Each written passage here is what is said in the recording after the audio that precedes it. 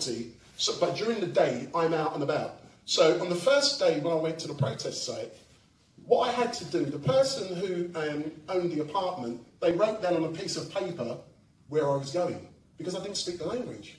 They wrote down on a piece of paper where the apartment was. So when I went outside the road to get on a rickshaw, I would say to the rickshaw driver, like, Tusker best, and he knew exactly where I was going.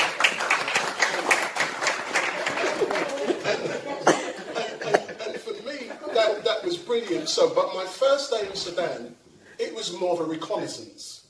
For security and my own safety, I got thousands of pounds worth of equipment with me. I can't be carrying that on the streets of a country I don't know nothing about. So all I took with me was one small camera, this camera here, small camera, in a big bag, and I went to the protest site, just to test out the waters, to see if I can come back with all of my other equipment and sounds equipment. When I got there, it was one of the most amazing experiences in my life, because you see the protest site on TV, I've seen images, and just before you get to the protest site by the petrol station, you've got all the army officers by the airport in their vehicles, hundreds of them, and that's when I know I'm there. And then you see the makeshift blockades with children who are there, and they're patting people down, checking them.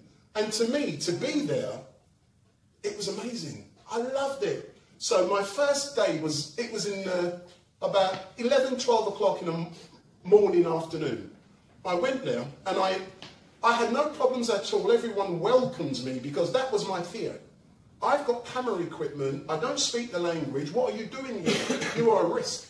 You're not coming in, or worse. But that didn't happen. When I got to the protest sites, I was welcomed with arms open, and the Sudanese people, yeah, come in, come.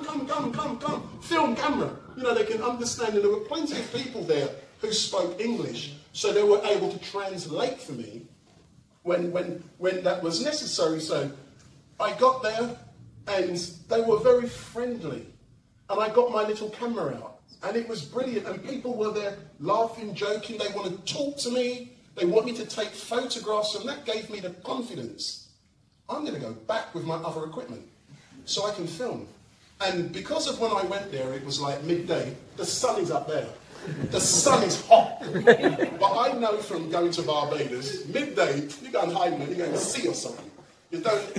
So I said, all right then, I'm going to come back later on when the sun is just about to go down, 4 or 5 o'clock, and it's not as hot. So I made my way home, and I was confident to go back.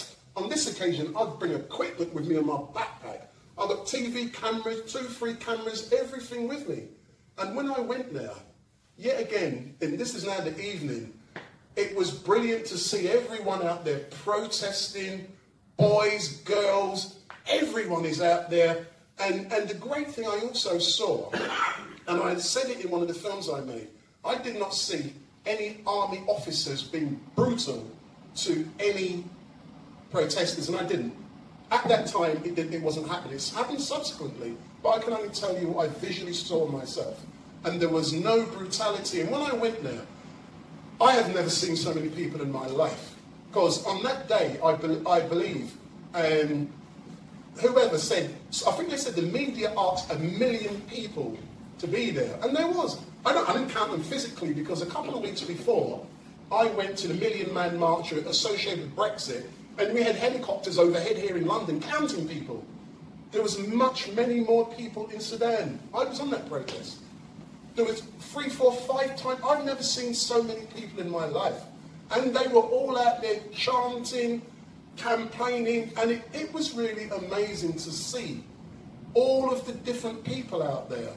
And they had a reason to be out there. And it was friendly. And when you was on the protest sites, to see the different elements, the different tents, and the different things that were going on. People were being looked after, people were being fed, people were being cleaned, children, mummies, everyone was there. It was like a big social event